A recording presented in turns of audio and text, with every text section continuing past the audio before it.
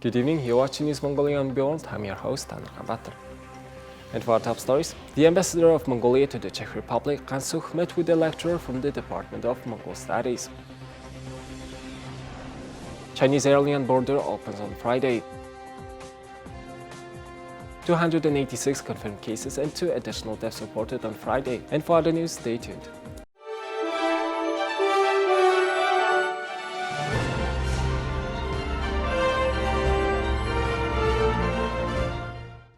The Ministry of Health reported that 286 new COVID-19 cases were confirmed on today and 2 people have died.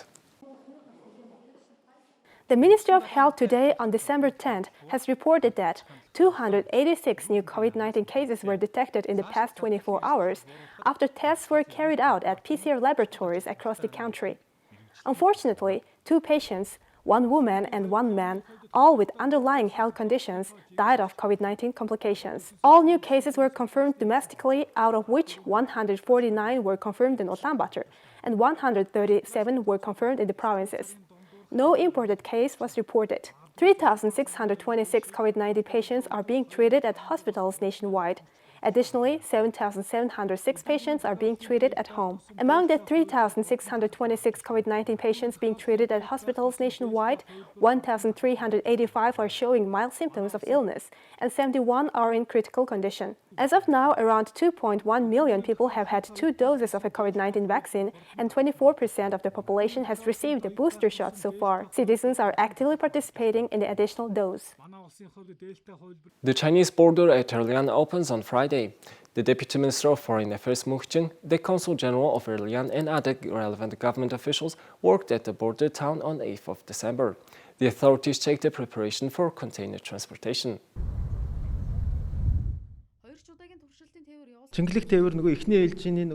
As the testing was conducted successfully, the border opens on Friday and freight transportation will resume. To start with, trucks that have been stuck near the border during the COVID-19 restrictions will now be allowed to enter the country. After that, the issue of container transportation will be discussed further. Currently, there are about 150 cars stuck near the Erlian border. There should be no more problems with container transportation. Erlian port will still have some issues related to infection control and preventive measures. The Chinese side will not impose any sanctions if the infection control regime is adhered to. There is some work that needs to be completed by the Mongolian side. The prime ministers of the 2 countries spoke by telephone in October and agreed to solve the issue related to containers stuck at the Tianjin port. There were around 4,800 containers held up in Tianjin. As of December 1st, more than 5,000 containers had been transported successfully. As of now, there are around 3,000 freight containers that have arrived in Tianjin port. Now let's take a look at Mongolia's current affairs. On December 8th, the Ambassador of Mongolia to the Russian Federation, Ikhtovshin, presented a copy of his credential to the Deputy Minister of Foreign Affairs of the Russian Federation, Morgulov. This year, the 2 countries are celebrating the 100th anniversary of the establishment of diplomatic relations. On the occasion of the anniversary, high-level visits between the 2 countries were held, and the Mongolian-Russian Intergovernmental Commission meeting, an important mechanism of cooperation, was successfully organized in Ulaanbaatar. Russian Deputy Foreign Minister Morgulov congratulated Ambassador Ikhtovshin with his appointment and expressed his readiness to jointly implement major development projects and programs. The ambassador was also briefed on the preparations for the visit of the President of Mongolia, Khursukh, to Russia and agreed that the meeting of the heads of state of the 2 countries will be a special event that will open a new century in the history of bilateral relations.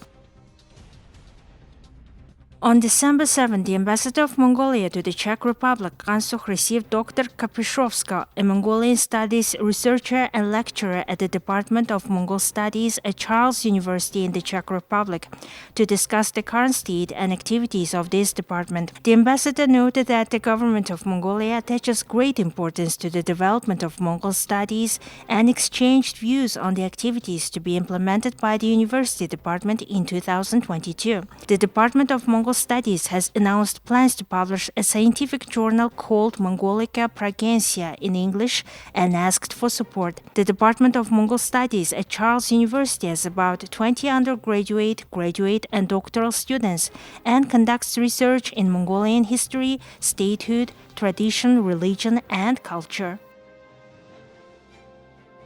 Export Mongolia 2021 International Virtual Forum and Exhibition was held on Thursday under the slogan How to Increase Exports During the Pandemic. In Mongolia, mining and heavy industry alone accounts for about 95% of total exports. Therefore, forum participants emphasized the need for reforms and changes in the export sector. They also note that government policy support, cooperation between private sectors and international partners are important for conducting export reforms. The chairman of the Mongolian Tourism Association, Kantomur, briefed the participants on the tourism sector exports. He noted that the tourism sector triggers development in all sectors, including small and medium enterprises, and increases trade turnover.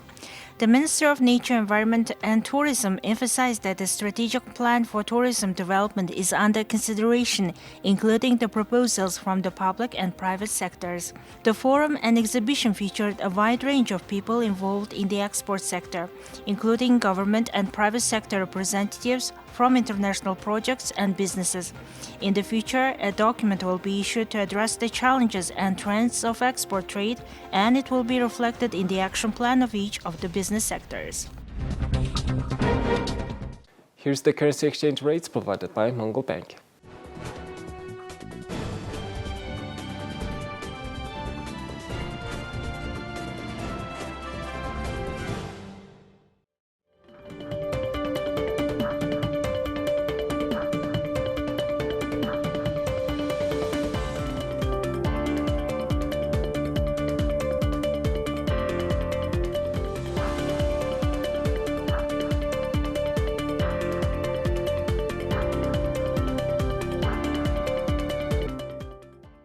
Here's the weather forecast of world's major cities.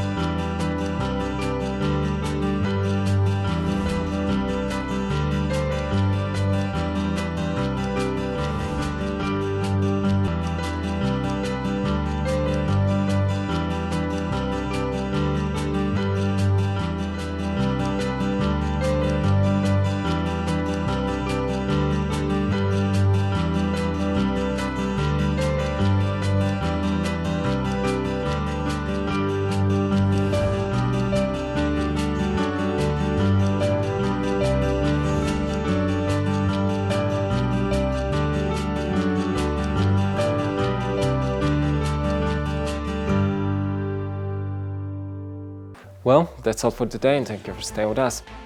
We'll see you next week with more news and updates. Have a nice weekend. Goodbye.